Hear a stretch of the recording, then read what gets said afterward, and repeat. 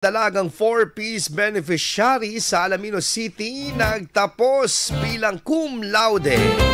Ikwento mo yan sa Good News ni Idol Vico Cancionero. Isang patunay na ang kahirapan ay hindi kailanman hadlang sa pagkamit ng tagumpay. Ito ang ipinamalas ni Geraldine T. Balboa mula sa Barangay Magsaysay, Alaminos City, na nagtapos bilang cum laude sa kursong Bachelor Elementary Education.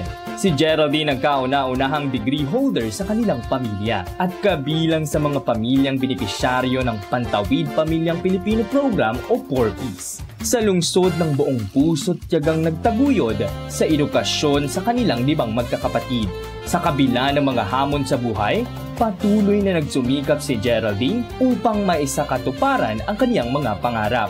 Bitbit ang inspirasyon ng kaniyang pamilya, ang sakripisyo ng kanyang mga magulang, at ang pag-aasa na bawat kabataang nagnanais na makapagtapos ng pag-aaral. Ang tagumpay ni Geraldine Balboa ay isang huwaran ng determinasyon at dedikasyon at nagbibigay inspirasyon sa marami nating kababayan, lalo na sa mga kabataang patuloy na nagsusumikap para sa mas magandang kinabukasan.